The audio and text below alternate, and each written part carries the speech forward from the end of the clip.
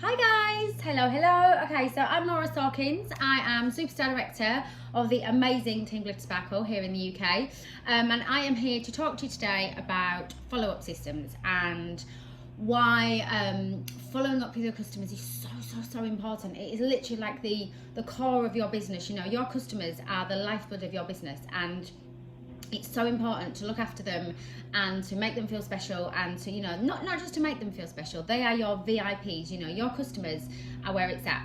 So I'm here to talk to you today for 5-10 minutes just about why following up is important, how I do it, why I do it, the results that I've had from following up, and hopefully give you something that you can take away to implement into your business to obviously help with your following up. Okay, so you will hear the term by a lot of your leaders, the fortune is in the follow-up, and it is so true. You cannot just go to a party, go to an event, go to a coffee morning, go to a show, and then, you know, you get your customers and then off they go, and then you never hear from them again. That's not how you build a sustainable business. You need to look after your business. It's about building customer relationships. You will hear it said time and time again, we are a relationship building business. And those relationships don't just happen. They don't just magically happen. Any relationship in your life takes time, and it takes consistency, and it takes working on it. So it's exactly the same with your customers. We are all about giving that customer service, and it's about building customer loyalty. Okay, there are thousands and thousands and thousands of Scentsy consultants in this world. You need to. So Scentsy is the product. We all have access to the same product and the same products, and you are your brand, sorry. So we all have access to the same products. Every single Scentsy consultant has access to the same products, the same training, the same opportunity, okay? What is going to make you different to your customers is you.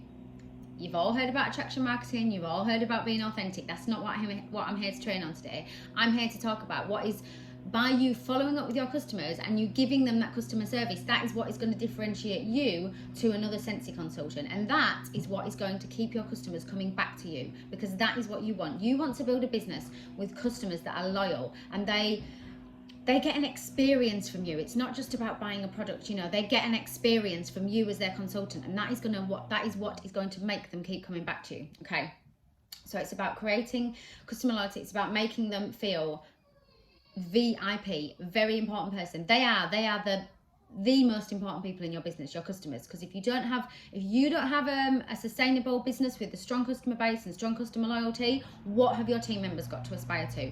So a big tip, you have to, even when you have a huge downline, a huge team, you have to look after your business first, because if you don't have that, your team members have got nothing to aspire to.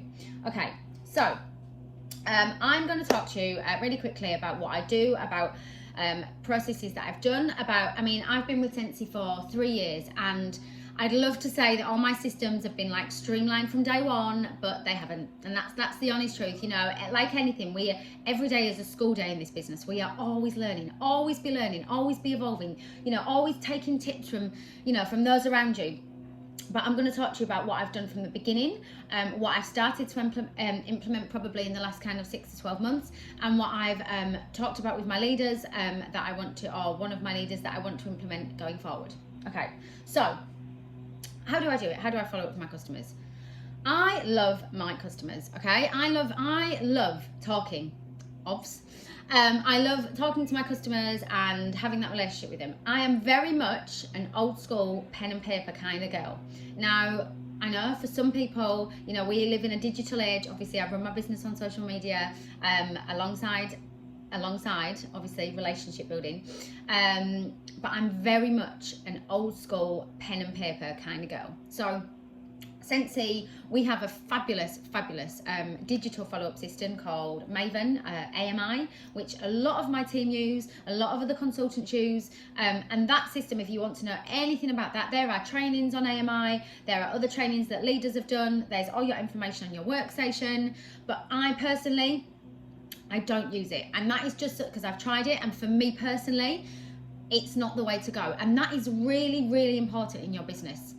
Take inspiration, take guidance from other people, but you have to find what works for you, because if you're doing things that are causing you more I don't want to say stress, that's not the right word, because stress is a decision, but you know, you need to do what works for you. So I'm very much an old school pen and paper kind of girl. So I was very much about, you know, I would have my customer order book, and every single customer that ordered, I would obviously, whether it had been at an event or a party, I would file obviously what the order forms, and then I would make a note when I processed the order. I would shred the forms, and then I would make a note in my order book. So when their order came in, I had their name, I had what they'd ordered, I had if I thanked them for ordering on social media and in person, and then when their orders had come in, I would make a note of what samples that when I delivered it to them, and what samples they'd had as well. So that's what I've had in my little notebook for years, like from the beginning. That's what I started with. That's the process that I started with. Okay.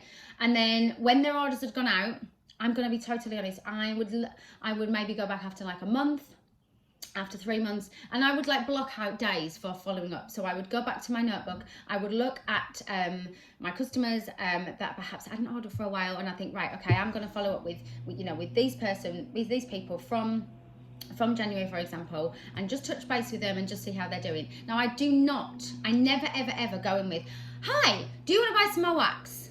That's just going to turn them away. Drop them a message. You know, it doesn't always have to be about, do they want to buy more product? Just drop them a message. If you're friends with them on you know, in real life or on social media, if they've been on holiday, if their kids have been doing something, just drop them a message. See how they're doing. See what's happening in their life.